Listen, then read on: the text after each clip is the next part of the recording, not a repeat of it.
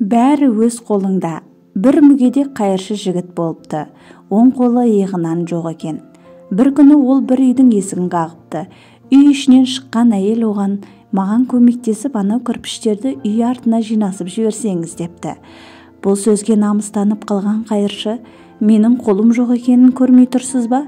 Ақша бергіңіз келмесе мейлі, тек қорламаңыз былай" дейді.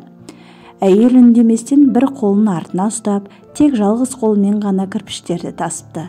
Мұны көрген қайыршы әлденені түсінгендей ақырын кірпіш тасуға кірісіп кетіпті. Ол барлық кірпішті тасып біткенде қас қарайып өне бойын қара тер басқан еді. Әйел оның қолына 5000 теңге қағаз ақша ұстатыпты. Басын иіп рахметін айтқан қайыршыға: "Не үшін рахмет айтасыз? Бұл сіздің еңбегіңіздің қарымтасы емес пе?" депті әйел. Арада біраз жылдар өткен соң әлгі үйдің есігінің алдына қымбат автокөлік келіп тоқтайды. Ішінен қара көзілдірік киген салауатты да салмақты еңгезердей жігіт түсіп келе жатты. Оның оң қолы иығынан жоқ еді. Ол баяғысындай әдеппен есік қақты. Үй ішінен шыққан әйел оны бірден тани қоймады. "Мен баяғыда бірінші рет сізге жалданып жұмыс істеген мүгедек қайыршымын.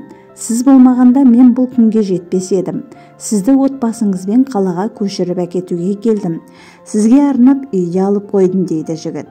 Мән-жайды сонда ғана түсінген әйел бұл ұсыныстан кішіпейілдікпен бас тартып: "Ол үйді расымен маған алсаңыз, оны екі қолы да жоқ жандарға тарту еткенім болсын" депті. Бұл шағын әңгіме тағдырды өзгерту өз қолыңызда екендігін білдіреді. Бәріміздің де қол аяғымыз бүтін, басымыз аман. Тек бізге талпыныс пен сенім жетпейді. Әйгілі миллиардер Билл Гейтс: "Өмірде бақытсыздықтан ешқайда қашып құтыла алмайсың. Бірақ бір білерім, ол ерте ме кеш пе өтеді де кетеді. Уақыт сол күндерден қалған жараны өзі емдейді. Сол үшін де бұл қиындық емес. Мен сөзсіз жеңе аламын" деген сөзді үнемі қайталап тұр.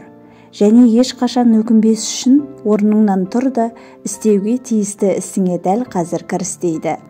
Біздің өз өмірімізде жасаған әрбір таңдауымыз тағдырымызға адам мөлшерлеп жете алмастай әсер етуі мүмкін.